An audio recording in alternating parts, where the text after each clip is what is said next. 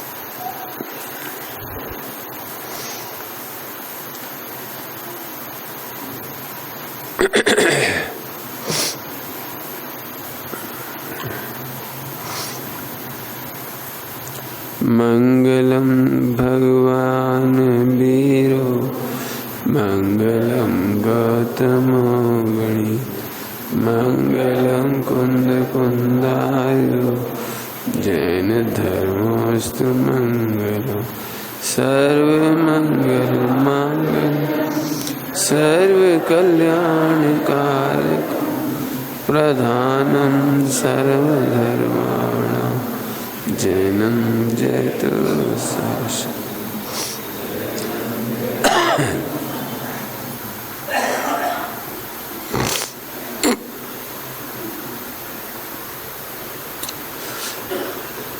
अनेकांत और स्याद्वार। अनेकांत के अंदर भी द्रव्य गुण पर्याय है। अभी हम पर्यायों की चर्चा बहुत कर चुके, लेकिन कल से हमारी द्रव्य की प्रॉपर्टी, गुण माने प्रॉपर्टी, उस गुण की चर्चा कर रहे। आत्मा में कल परिभाषा बताई थी, अनेकांत में परस्पर विरोधी धर्मों का एक साथ रहना और अविरोधी रूप से रहना। ये बात तो मैंने कल बताई थी। इसकी चर्चा करने जाएंगे तो अनंत धर्म है, पूरा जीवन भी लग जाए तो धर्मों की चर्चा पूरी ना हो। कल जैसे नित्य अनित्य की बात की थी, अनित्यता नित्य का कितना बढ़िया सहचारी है, कैसे शुद्ध करता है। ऐसे एक अनेक सत असत ऐसे बहुत सारे हैं। आप उसकी जिज्ञासा करके खोजना, पढ़ने का तरीका अपन बताते ही जा रहे हैं आपको।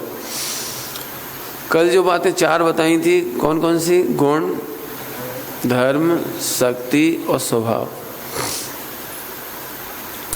आत्मा की प्रॉपर्टी में चार प्रकार की क्वालिटी है। समय सार जी परमागम में उन सबको शक्तियां कहा, प्रवचन सार जी में उनको धर्म कहा। प्रवचन सार जी के परिशिष्ट में 47 नए हैं और यहाँ 47 शक्तियाँ हैं। 47 नयों में 47 धर्म की चर्चा की गई है, यहाँ शक्तियों की चर्चा की गई है। लेकिन शक्तियों के अंदर भी चार प्रकार की हैं। वो नाम कॉमन क्या रख दिया? शक्ति। अब इसमें हमें थोड़ा दिमाग लगाना पड़ेगा कि सब जगह कॉमन वर्ड चलेगा शक्ति, लेकिन सभी शक्तियां नहीं हैं। शॉर्ट में कहना अलग बात है, लेकिन शक्तियां नहीं है। तो क्या है? आइए आज इन चार परिभाषाओं को पढ़ते हैं अपन, उनके प्रयोग करके भी देखेंगे। और जिन्हें 47 शक्तियों का रहस्य जानना हो, 47 शक्तियां पढ़ना चाहें घर में जाकर के, तो इस पैटर्न पे जाकर पढ़ना जैसा भी बता रही। सबसे पहले अपन सरल बात शुरू करें तो गुण।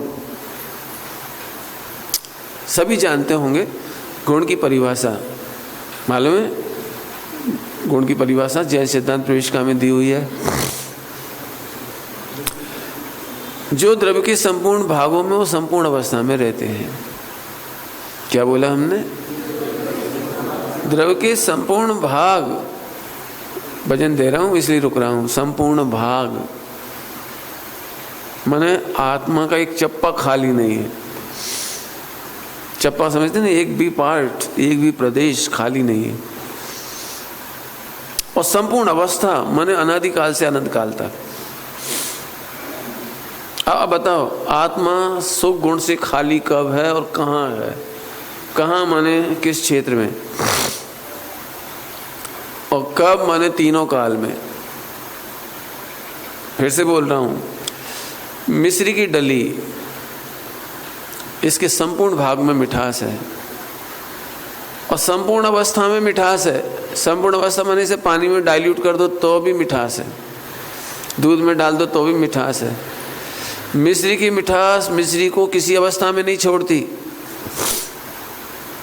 आप लाल मिर्च की सब्जी बना लो, उसमें डाल दो मिश्री, वह मिठास मिश्री से जुदा नहीं होती। ठीक है, वह मिश्री मिठास से जुदा नहीं होती और मिश्री मिठास के मिठास मिश्री के सर्वांग में है। इसका मतलब यह है कि गुणों से कहते हैं जो वस्तु को, द्रव्य को कभी न छोड़े। ओके, अब यहीं से पढ़ाई शुरू हो रही है। तुम्हें सुख लाना है या समझना है? तुम्हें सुख क्रिएट करना है कि सुख है? बस ये सम्यक दर्शन हो गया। जिनको ऐसा लगता है वो मेरे तो दुखी हूं, मेरे में तो दुख ही दुख है, सुख नाम की चीज नहीं है, इसका नाम मिथ्या दर्शन है। मिथ्या दृष्टि ऐसी सोचता रहता है, मेरे में सुख है ही नहीं, मैं दुखी हूं। और सुख कब होगा? क्यों? सुखी होने के लिए क्या क्या चाहिए घर में? फिर लिस्ट है उसके पास। जिस लड़के की शादी नहीं हो, 25-30 की उम्र हो जाए, उसका सबसे बड़ा दुख कौन सा होता है? क्या जिंदगी है यार, एक लड़की तक मुझे पसंद नहीं कर रही। मैंने उसके सुख की लिस्ट में पत्नी है, बच्चे हैं, टीवी है, परिग्रह है, सोना चांदी है, करोड़ों रुपए हैं, जाने क्या क्या है। ये मिथ्या। बस सुख से बना हुआ पदार्थ और सुख के लिए ढूंढ रहा है, ये अनादिकाल से अनंत संसार का मूल कारण है। आप सबके जितने दुख है ना, जितने प्रकार के दुख, उसका एकमात्र कारण है कि सुखी होने पर भी कह रहा हूं, सुख गुण तुम्हारे में लबालब है। मिश्री में जैसे मिठास सर्वांग है, ऐसे आत्मा के चप्पे चप्पे पर सुख नाम का गुण है और कभी अलग नहीं हो सकता। कमाल है, पाप के उदय में भी तुम दुखी नहीं थे, पाप के उदय में भी तुम सुखी ही थे। नहीं समझ में आ रही होगी। ऐसे कैसे ऐसे हो सकता है हम सुखी हो और दुखी हो जाएं? आपने कहा था ना आपको, करोड़पति भिखारी, करोड़पति है और भीख मांग रहा हो। भजन चलते थे पुराने बहुत, कस्तूरी तो नाभि में है, बन बन का है डोले रे। हिरण को खुशबू आती है कस्तूरी की, उसे लगता है बाहर कहीं खुशबू है, जबकि उसकी नाभि में ही है कस्तूरी।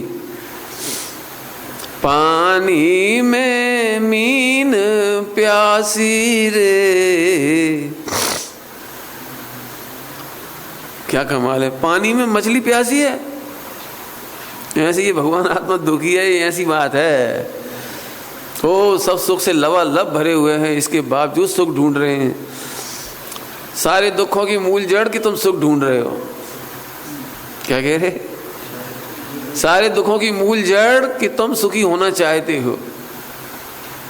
तो पंडित जी हम गलती पर हैं, हम सुखी नहीं हो, हमें सुखी होने का राइट नहीं है।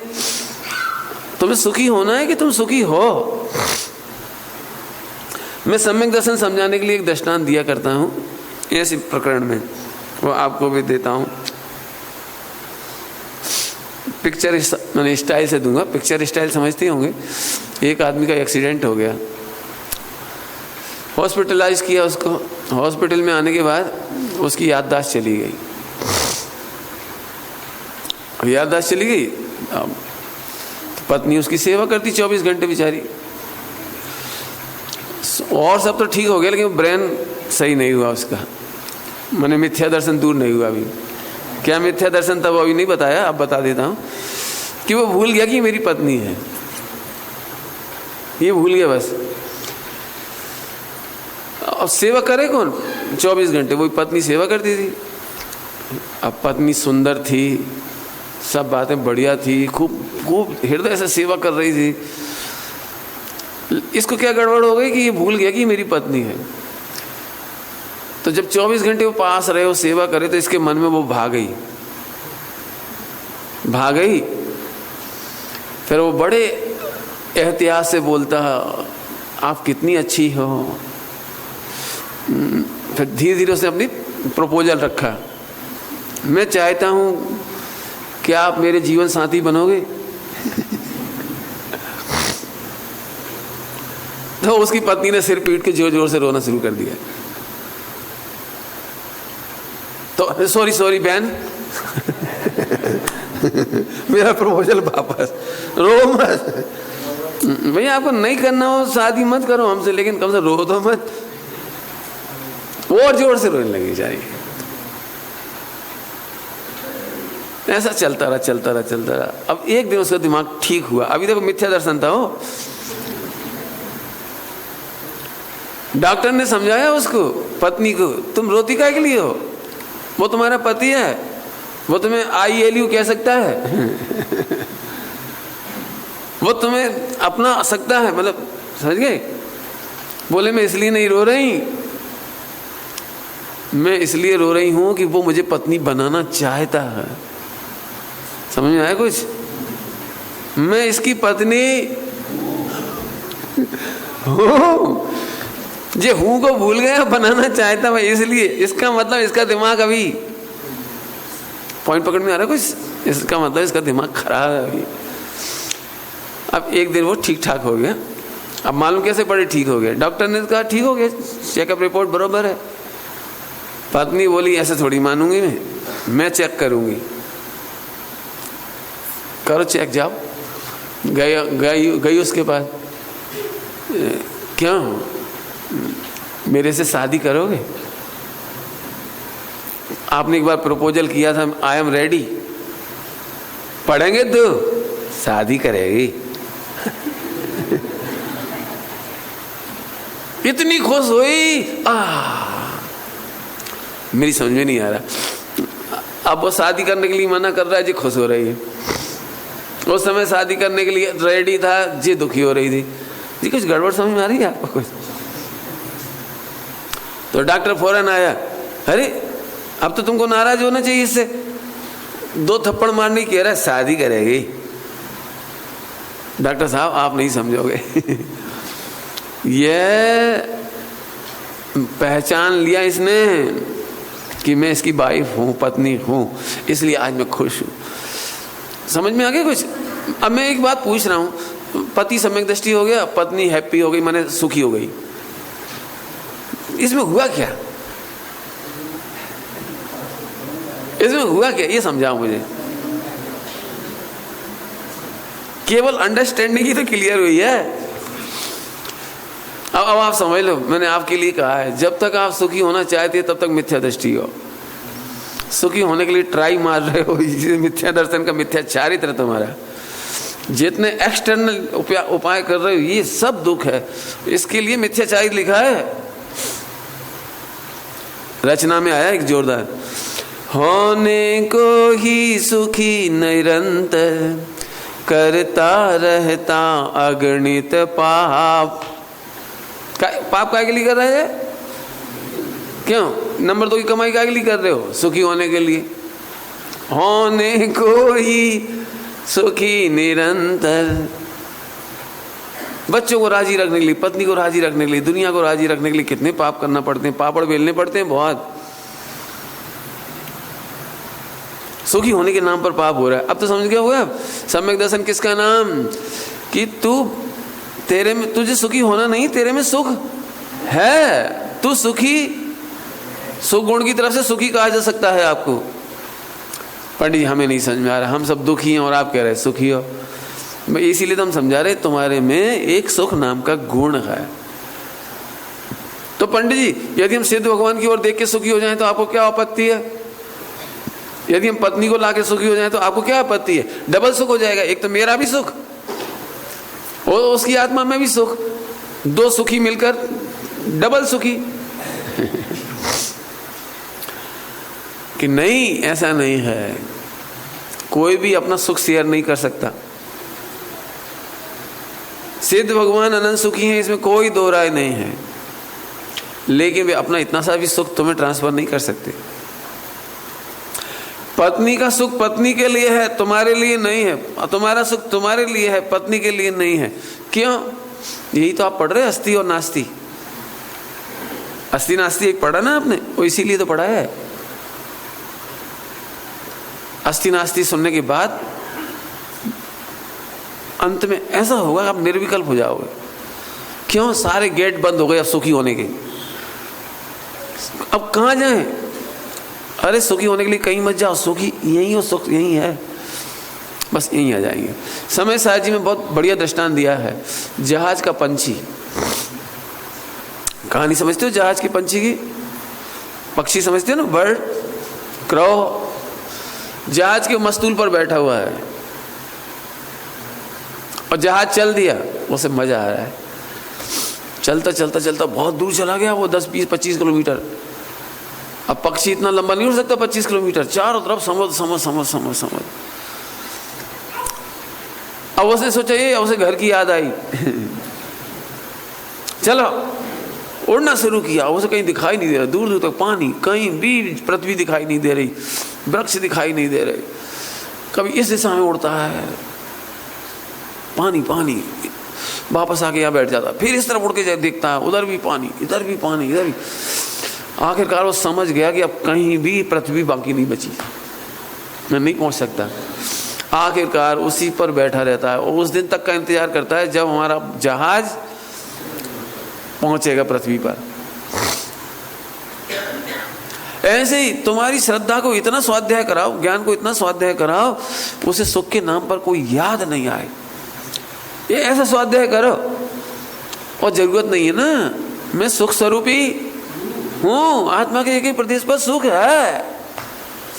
पंडित जी अभी भी नहीं समझ में आ रहा है। यदि मेरे में सुख गुण है और मैं चप्पे चप्पे पर सुखी हूं, चप्पा माने प्रदेश, एक ही प्रदेश पर सुखी हूं, तो फिर दुखी कैसे हो? बताए ना अभी हाल, तुम्हारा दिमाग खराब हो गया, पत्नी अच्छी खासी है, अब पत्नी बनाने के चक्कर में दुखी हो, करोड़पति भिखारी। बताए ना अभी, करोड़ रुपए का हीरा हाथ में हो और कांच मान लो तो क्या करें बोलो? ऐसे यहाँ पर सुख स्वभावी भगवान आत्मा भी तुम्हें सुखी करने में असमर्थ है। तो सुखी होने के लिए हमें क्या करना पड़ेगा? कि सुखी होने का प्रयत्न मत करो, सुख स्वभावी हो ये निर्णय करो। ये अनिकांत का वैभव है, ये अनिकांत की प्रॉपर्टी हो गई। नंबर 1 गुण।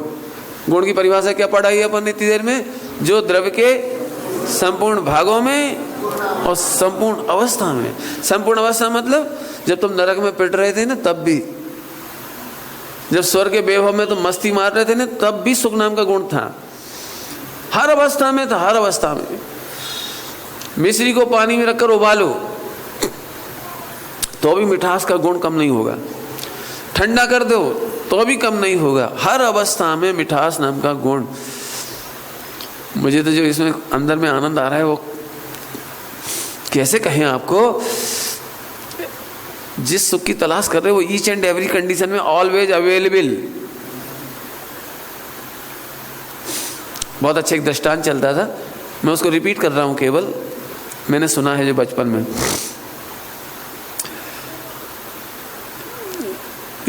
चींटी की दृष्टांत सुनो। चींटी, नमक के पहाड़ की चींटी और शक्कर के पहाड़ की चींटी।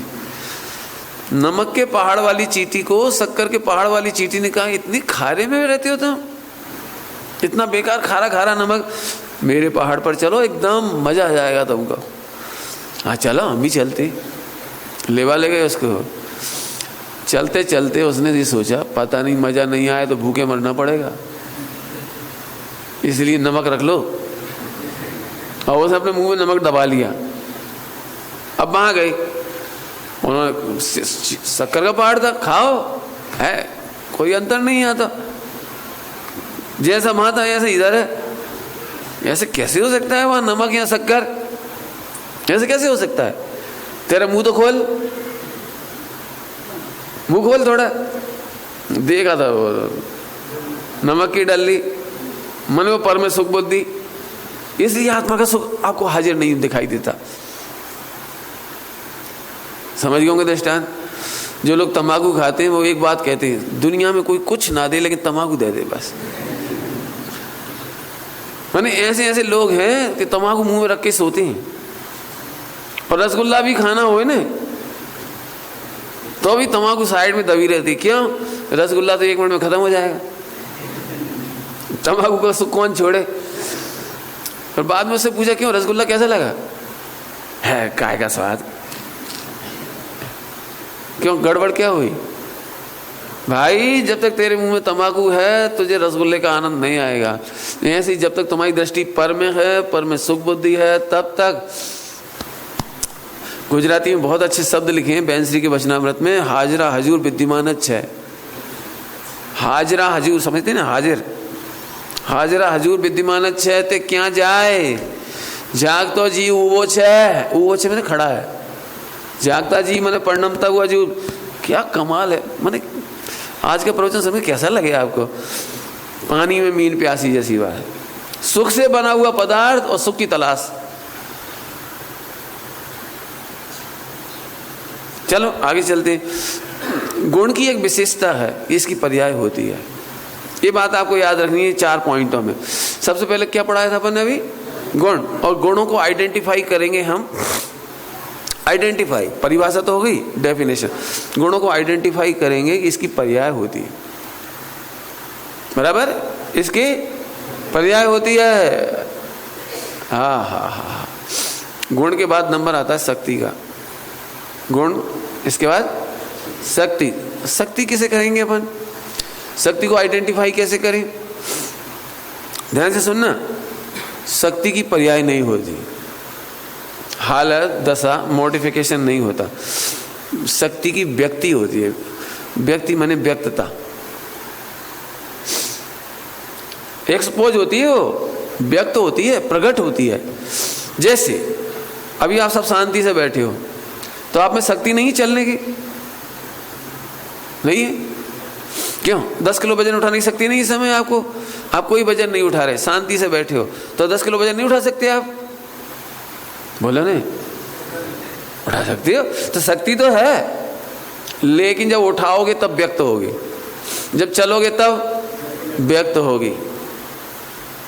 आइए इसको एंजॉय करें थोड़ा सा, इसको एंजॉय करना अपने को। अभी आप सब इसलिए दुखी हो कि प्रकट में चल कहाँ रहे हैं। ऐसी शक्ति किस काम की? चलें तो कोई फायदा। आपको ऐसा लग रहा है किसी को कि चलेंगे जब आनंद आएगा? कि शक्ति का आनंद आ रहा है? फिर से पूछ रहा हूं, शक्ति का आनंद आता है कि व्यक्तता का आनंद आता है? सम्यक दर्शन माने शक्ति का आनंद। आप सब बिल्कुल नहीं चल रहे हो, फिर भी आपको आनंद है, निश्चिंता है, निराकुलता है कि मेरे में चलने की शक्ति है, अभी 1 घंटे बाद उठ के चला जाऊंगा। इस शक्ति का आनंद। इसे एक सरल दृष्टांत दूंगा तो एकदम समझ में आ जाएगा आपको। शेर को देखा? शेर को देखा थोड़ी होगा, देखा है, जू में देखा होगा, वैसे फिजिकली नहीं देखा होगा ना, फेस टू फेस। एक शेर कितना शक्तिशाली होता है, समझ गए ना शक्ति? वो शेर बहुत हारा थका हुआ था, सोया हुआ था, और सोया हुआ था तो चींटियों को तो बेचारा इतनी अक्ल नहीं होती ना, असंगी होती हो, चींटियां असंगी होती, उनको होश नहीं होता मैं शेर पे घूम रही हूं। वो शेर के ऊपर भी ऐसे घूमती है जैसे हाईवे। तो बहुत सारी चींटियों को यहाँ से वृक्ष की तरफ जाना था, तो बीच में शेर सोया हुआ था छाया में, तो हजारों चींटियों की लाइन शेर के ऊपर से गुजरती हुई अपने बिल की तरफ जा रही थी चींटियाँ। ओके, अभी मेरा एक प्रश्न है, चींटी ज़्यादा बलवान है कि मनुष्य ज़्यादा बलवान है? बोलो भाई, चींटी में ज़्यादा ताकत है कि तुम में ज़्यादा ताकत है? तो तुम शेर के ऊपर चढ़ सकते हो? अरे चींटी में तो दम नहीं, वो घूम रही हो उसके ऊपर। आप में दम नहीं है? चींटी से ज़्यादा दम है आप में, आप घूम सकते हो? क्यों नहीं घूम सकते? और चींटी क्यों घूम रही है? उत्तर दो। अस्ती नास्ती से उत्तर आ जाएगा। क्योंकि चींटी को मालूम नहीं है इसकी शक्ति, और हमें मालूम है कि ये सोया जरूर है, लेकिन इसकी शक्ति किंचित मात्र भी कम। जरा भी छुओगे ना, जरा चढ़ोगे उसके ऊपर, इसके बाद जिंदा नहीं बचोगे। लेकिन साहब ये तो बड़ी गड़बड़ है, हजारों चींटियां घूम रही हैं और एक आदमी नहीं घूम सकता। भाई साहब, ये 1000 चींटियां शेर को कुछ नहीं कर सकती।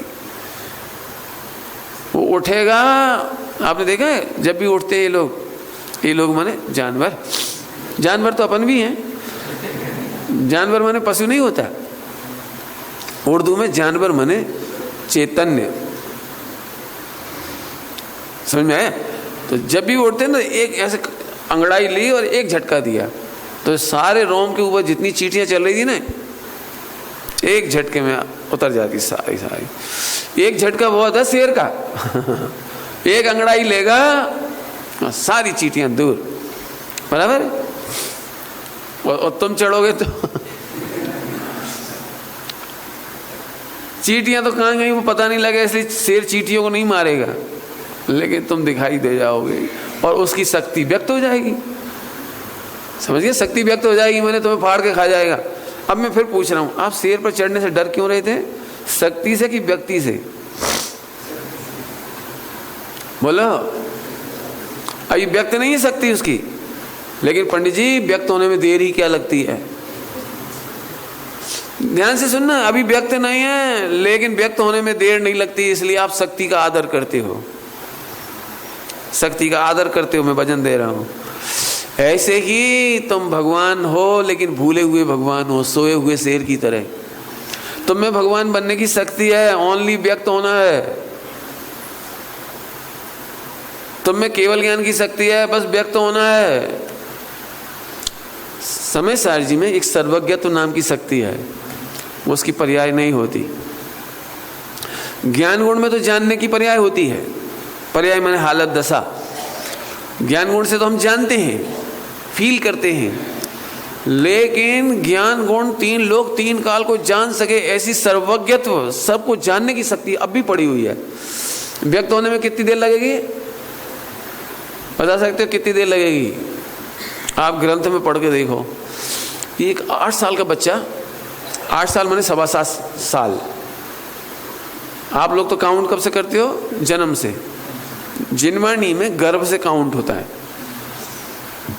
गर्भ में बच्चा आया, उसकी बर्थ शुरू, एज काउंटिंग शुरू हो जाती है उसकी।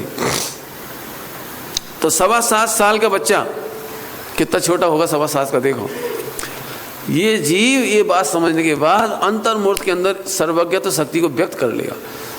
अभी मैंने कहा था शेर को शक्ति व्यक्त करने में देर नहीं लगती, ऐसे ही आत्मा से परमात्मा बनने में देर नहीं लगती। तुम चाहो तो इस सम्यक समझ के बल पर अंतर्मुहूर्त के अंदर काम कर जाओ। ऐसी कोई स्टोरी है? जिनवाणी में स्टोरी है। एक कनक शांति नाम का एक बालक था, 8 साल का, कनक शांति नाम का। विदेश क्षेत्र की कथा में आता है, शांतिनाथ भगवान के पुराण में। 8 साल का बालक अपने पिताजी के साथ बसंत महोत्सव माने होली के टाइम पिकनिक करने गए जंगल में। उसको बसंतोत्सव कहते हैं, आजकल अपन उसको अंग्रेजी में पिकनिक कह देते हैं, माने एंजॉय करने गए आजकल की भाषा में। वहाँ एंजॉय कर रहे थे, इतने में एक वृक्ष के नीचे एक मुहिराज को देखा। तो बालक ने पहली बार नग्न दिगंबर मुहिराज देखे, पहली बार। तो पापा से फौरन पूछा, पापा मैंने आजकल की भाषा में बोल रहा हूँ, पापा हो, मैं पापा नहीं बोलते होंगे, हे पिताश्री। ये कौन है? ये कौन है नग्न दिगंबर? कपड़े क्यों नहीं पहनती? ये दुखी होते, इनको कपड़े दो। पिताजी ने मुनिराज को देखते से हाथ जोड़ लिया, अरे बेटा ये तो सुखी है बेटे, ये साधु है। अरे यदि ये सुखी है तो अपन सब दुखी हैं। बच्चा तेज था। भाई सुखी कोई एक होगा, या तो कपड़ा पहनने वाला या कपड़ा उतारने वाला। यदि कपड़ा उतारने वाला सुखी है तो इसका मतलब हम। पिताजी बोले हाँ बेटा अपन दुखी हैं, ये नग्न दिगंबर पैदल पैदल चलते हैं, महा सुखी हैं। जब भी चलना होता है इन्हें घोड़ा गाड़ी याद नहीं आती। अभी बच्चे से कहा बेटा सब्जी ले आना, तो क्या याद आती है? बाइक नहीं है। मुनिराज को बाइक याद नहीं आती, कार याद नहीं आती, रथ याद नहीं आता, घोड़ा याद नहीं आता। यही तो सुख है बेटा। यदि ये सुखी हैं और हम महलों में रहकर दुखी हैं तो पिताजी मुझे यही सुख चाहिए, मुझे यही सुख चाहिए, मैं दुखी नहीं होना चाहता। उस बालक ने 8 वर्ष का बालक और मुनिराज के पास जाके दीक्षा ले ली, और दीक्षा लेने के अंतर्मुहूर्त के अंदर केवल ज्ञान हो गया। अब केवल ज्ञान हो गया, देव आ गए, गंधकुटी की रचना करी, जय जयकार। पिताजी अभी सोच ही रहे थे, अरे मेरा बेटा ने दीक्षा ले ली, मेरे बेटे ने दीक्षा ले ली, सोच ही रहे थे, इतने में बाजे बजने लगी। पिताजी अभी शोक भी दूर नहीं कर पाए बेटे के दीक्षा लेने का, वो बाजे बजने लगे। एकदम सोच में पड़ गए, गजब हो गया। मेरे पिताजी तीर्थंकर, मेरा बेटा केवली, और मैं विषय भोगों में फंसकर महलों में जाऊं, शोभा नहीं देता। बेटे का केवल ज्ञान देख करके दीक्षा ले ली। अब क्या कमाल है। तीर्थंकर का बेटा मुनिराज, और मुनिराज का बेटा। आप चिंता नहीं करो, इतना सरल काम है। मैं फिर कहता हूं, दुनिया में सबसे सरलतम घटना का नाम सम्यक दर्शन, दुनिया की सबसे सरलतम घटना का नाम मोक्ष है। मैं जानता हूं आप शब्दों से नहीं समझ पाएंगे मेरी ये बात, लेकिन क्या कहें आपको। एग्जाम्पल कहो तो एग्जाम्पल देने की कोशिश कर सकता हूं। यूनिवर्स का मेंटेनेंस सबसे सरल काम है, बस तुम मेंटेन मत करना, तुम मत करना, अपने आप हो जाएगा सारा। वर्ल्ड की दी बेस्ट मेडिसिन फैक्ट्री इस बॉडी में है, दी बेस्ट मेडिसिन फैक्ट्री है, जिसको आप नाना प्रकार के नामों से जानते हैं, एंटीसेप्टिक और जाने क्या क्या नाम बोलते नहीं आप। इस सबसे अच्छी मेडिसिन इधर ही है। कोई बीमारी हो जाए आप इसको, इसकी विलासता छोड़ दो, बस कुछ मत करना, अपने आप इलाज होता है इसका। और आप इलाज करते हो ना एलोपैथी का, इसलिए कैंसर हो जाता है। इलाज बिगड़ने का नाम है कैंसर। प्रकृति में कौओं के हॉस्पिटल कितने बेटे नहीं, फिर तो जिंदा ही नहीं होंगे बेचारे, सारे मर गए होंगे। मछलियों के लिए कितने क्लिनिक हैं नदियों में? अरे एक आध MBBS होगी मछली। Come on. एक बार सेवा का अवसर अवश्य दे। होगा कोई है? अब मैं आपसे फिर पूछ रहा हूं, एक मनुष्य का मेंटेनेंस करने के चक्कर में मनुष्य खराब हो रहा है ना? 84 लाख में मांगी सबको देख के आप। नारकियों में कितनी सुंदर व्यवस्था है, ऑटोमोशनल सिस्टम, काट के 2 टुकड़े कर दो फिर जुड़ गए। क्या गजब है। कुछ हो ही नहीं सकता, क्या कमाल है। आप अध्ययन करके देख लें, मैं पहले दृष्टांत दे चुका हूं। समुद्र को पवित्र कौन कर रहा है? ये वायुमंडल को पवित्र कौन कर रहा है? सारे मनुष्य हैरान हैं कि मनुष्य खराब है। जितनी रिपोर्ट आती है ना जी, ग्लोबल वार्मिंग वगैरह, उसमें आदमी को कोस रहा है। देख लेना लेखों में, कहीं ये नहीं लिखा कि पशुओं के कारण हमारा एनवायरनमेंट खराब हो रहा है, केवल आदमी के कारण। जंगल खत्म कर दिए इस आदमी ने, समुद्र में झोंके जा रहा है, मिट्टी का तेल और पेट्रोल और डीजल निकाल निकाल के धुआं फेंके जा रहा है। आपने देख ली होंगे वैसे बड़े बड़े शहर जो है ना, मेट्रो सिटी जहाँ कहलाती है, एक ब्रिज नीचे से, एक उसके ऊपर से, एक उसके ऊपर से, एक उसके ऊपर से। अब मालूम पड़ेगा कि तुम्हें कौन से कितनी दूरी पर जाना है, तो 7वें मंजिल का ब्रिज पे जाइए आप। मैंने आप पहले एलिवेटर क्या सिस्टम होता है वो से उठो, फिर 7वें पे जाओ, फिर दौड़ते चले जाओ बॉम्बे टू दिल्ली। बॉम्बे टू दिल्ली, अब यहाँ तो सड़क पे चलना ही मुश्किल हो जाएगा। अभी हालत खराब होती जा रही है। परेशान कौन से हैं अपन? तुम्हारे मेंटेनेंस है। ओहो, इस विश्व को किसी के मेंटेन करने की जरूरत नहीं है। अब ये बात अज्ञानियों को समझना बहुत कठिन पड़ती है थोड़ी सी बात है। हम नहीं चलाएं तो घर कैसे चलेगा? हम एक बात कह रहे, तुम घर मत चला, फिर देखना कितना अच्छा चलेगा।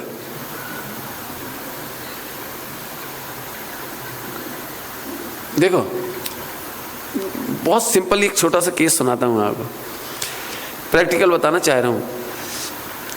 दुनिया में कोई भी प्राणी खराब नहीं होता। जैसे शादी होकर पत्नी आई, वो खराब नहीं होती, अपन खराब कर देते उसे। बच्चा जन्म लेता है ना, जन्म वो दिगंबर जन्म लेता है, क्या कह रहे हैं, फिर उसके कपड़े पहना के अपन उसे खराब कर देते। नहीं तो बच्चा इतने आराम से घूमता है नंगाई है, फिर वो जबरदस्ती कपड़े ला। आपने देखा वो छोटे छोटे बच्चे जब नहीं समझते ना मम्मी नंगा क्या होता है, नहीं समझता, तो आप उसे उड़ाओ और फेंक देता है, फेंक दे। रात को सोते में भी यदि उड़ा दो जिसे ठंड ना लगे, आप देख लेना 2 मिनट नहीं लगते, आप देख लेना नींद में तक वो हटा देता है। इसका मतलब है नेचर में ऐसे ही सोना चाहिए, लेकिन आप नहीं सोने दोगे ऐसे। बच्चा माँ का दूध पीता है, उसने कभी कंप्लेंट नहीं करी कि इसमें स्वीट तो डाला ही नहीं, शक्कर नहीं डाली इसने, नो कंप्लेंट। बस कोई भी चीज आती है टेस्ट, आप ककड़ी खाओगे बिना नमक के नहीं खाओगे। बच्चे को देके देखो, आप बिना नमक के खा लेगा वो। मैं तो कुछ कहना, आप बिगाड़ते तो आप हो। झूठ बोलना कौन सिखाता है बच्चे को, बता सकते हो? दुनिया में झूठ बोलना, चोरी करना कोई नहीं सिखाता, केवल मम्मी पापा। ऐसे कैसे हो सकता है पंडित जी, हमने तो आज तक नहीं सिखाया। आप बच्चे की मेंटेलिटी नहीं समझते और डांटे चले जा रहे। बच्चा समझ जाता कि पापा क्रैक हैं, सुनते तो कुछ है नहीं, मेरी बात समझते नहीं, लगे दनादन लगे दनादन लगे दन। वो सोचता है पापा को कैसे बेवकूफ बनाए। अब वो सोचता है तब वो झूठ बोलना शुरू करता है। धोखाधड़ी हम सिखाते हैं। मम्मी ने कहा बेटा चोरी कभी नहीं करना चाहिए, लेकिन पापा से 100 रुपये सब्जी के लिए लिए, 80 रुपये की सब्जी आई, 20 रुपये कहना मत, कहना मत, 20 रुपये गुल्लक में। बच्चा समझ गया, कहना कुछ और चाहिए करना कुछ और चाहिए। सीख गया बच्चा। और देख लेना, हर बच्चे से पूछ लो आप ना, ये फर्जी काम करता हो तो बोल देना।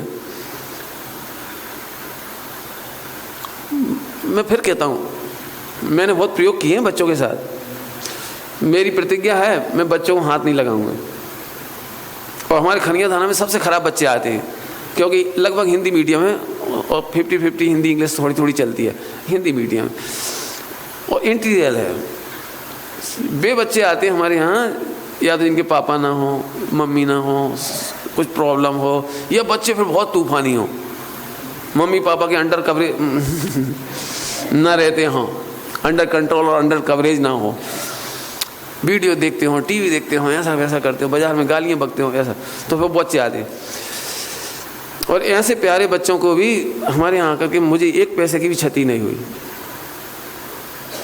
मैंने बच्चों को कह रखा है बेटे तुम बस केवल सत्य बोलना, यदि आप सत्य बोलोगे तो आपको कोई पनिशमेंट नहीं मिलेगा। चाहे तुम 10,000 रुपये का लॉस कर देना तो अभी हम तुम्हें पनिश नहीं करेंगे। ऐसा नहीं, हर प्राणी को अपने हाथों से होने वाली गलती का एहसास होता है। बहू को भी लगता है दूध ढुल गया तो तकलीफ होती है उसे अंदर से, लेकिन जब कोई डांटता है ना तो उल्टा जवाब देती है, अरे तो ढुल गया तो क्या हुआ, एक दिन ढुल गया तो आप पीछे पड़ गए, उल्टा बोलने लगती है। उल्टा करो आप, बहू से कहो बेटा कोई बात नहीं बेटे, पैसा चला जाए बेटे, परिणाम नहीं जाना चाहिए। परिणामों की कीमत है बेटे, पैसे की कोई कीमत नहीं। आप इतना कह के देखो आप, बहू एकदम सॉरी मम्मी, ढुल गया। मम्मी आप हर बार ऐसे ही बोल देते, मैं हर बार गलती करती हूँ, आप डांटती क्यों नहीं हो? उल्टा कहेगी वो। और फिर व्हाट्सएप पे अब पॉजिटिव जाएगा, मेरी मम्मी कितनी अच्छी है, आज मैंने दूध ढोला लेकिन मम्मी ने कुछ नहीं कहा, आज मैंने घी डोल दिया मम्मी ने कुछ नहीं बोला। मुश्किल है 6 महीने में इतनी सी घटनाओं के बाद बहू परमानेंट आपकी हो जाएगी। आज की तारीख में परमानेंट बहू किसी की नहीं है। मजबूरी में झेलना पड़े तो बात अलग है। अब क्या करें, वो एक अलग बात है, लेकिन अंदर से आप करके तो देखो। एक बच्चा था, बहुत प्यारा बच्चा, उसकी मम्मी नहीं थी, सौतेली माँ थी, बहुत परेशान था हमारे पढ़ने। बहुत तेज, कितना तेज होगा वो मैं बाद में बता दूंगा आपको। पहले वो बहुत ही, तो कोई एडमिशन के लिए तैयार नहीं। मैंने कहा नहीं रखेंगे अपन इसको, बहुत प्यारा बच्चा था। वो टीचर के डर से कमरे के अंदर गेंद खेल रहा था। अब टीचर का डर है ना, पैसेज में नहीं खेल सकता वो, नीचे खेलता दिखे तो डांट पड़ेगी, तो कमरे में को बंद करके खेल रहा। तो CFL टूट गई। CFL टूट गई तो पहले तो घबराया बच्चा, उठाया सब कुछ कर आके, फिर वो मेरे पास आया, सर सॉरी। मैंने बोला बेटे CFL टूट गई। मैं टूट गई कि तोड़ दी? कैसे टूट गई? हम खेल रहे थे, बिल्कुल नीट एंड क्लीन बच्चा, साफ साफ कहा उसने। अब मैं उस समय मूड मेरा ऑफ था, मेरा मूड ऑफ था। मैंने फौरन का 125 रुपये जमा करा दे। वो बच्चा गया नहीं और चेहरे पर पेशेंस खड़ा रहा वहां। 10 सेकंड बाद बच्चा बोलता है, लेकिन आपने तो कहा था कि सही बोलने पर पनिशमेंट नहीं मिलेगा। आप रियल मानना, जिनवाणी की साक्षी हूं। मैंने फौरन कान पकड़े, सॉरी बेटे। मेरे को क्लिक हो गई एकदम, यदि इस बच्चे को आज 125 रुपये जमा करा दिए तो 700 बच्चों के बीच में जाकर के, 900 बच्चों के बीच में जाके एक संदेश दे देगा, आज के बाद कोई सत्य मत बोलना। मेरे 125 ठुक गए। अब भी झूठ का माहौल बन जाएगा, चोरी का माहौल बन जाएगा, धोखेधड़ी का माहौल बन जाएगा, सब गड़बड़ हो जाएगी। मैंने बेटे सॉरी, जाइए कोई बात नहीं। वो गया, खुशी खुशी गया। वो पंडित जी ने हमसे कुछ नहीं कहा, पंडित जी ने हमसे कुछ नहीं कहा, हमने CFL तोड़ दी, कुछ नहीं कहा। फिर दूसरे बच्चे आ गए, तो फिर ऐसे तो हम भी तोड़ दें।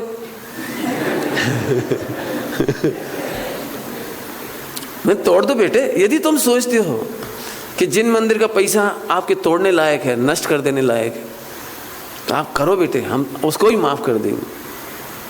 क्यों? तुम साल भर में मुश्किल से 1000-2000 रुपए की क्षति पहुंचा पाओगे। हमारे पास फंड है, बाहर से दान में आता है, मंदिर के दान में से आता है, हमें उसकी चिंता नहीं बेटे। लेकिन तुम झूठ बोलोगे, इसकी हमें बड़ी तकलीफ होगी। चोरी करोगे, ये बहुत बड़ी तकलीफ होगी बेटे। आप हमारी संस्था में से पढ़ के निकलो और जिंदगी में कभी झूठ नहीं बोलोगे तो हमारे पैसे वसूल हो गए, कोई टेंशन नहीं। लेकिन सच कहता हूँ, मेरे पास सारी कीमती चीज़, लैपटॉप, घड़ी, ये वो सब सामान रखा है, A to Z, कहीं ताला नहीं है मेरे पास।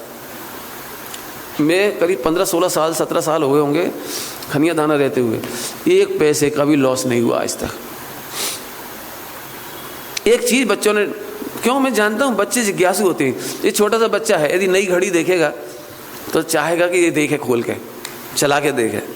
हम पहले, जो बच्चा देखता है ना घड़ी, हम उसे, आओ बेटे ये घड़ी है, देखो, 2-4 बार चलवा दोगे, उसकी तसल्ली खत्म। अब अकेले में पीठ पीछे आके क्यों गलत करेगा? नई टॉर्च देखी उसने, देखो बेटे ये स्विच है इसका, यहाँ से चार्ज होता है,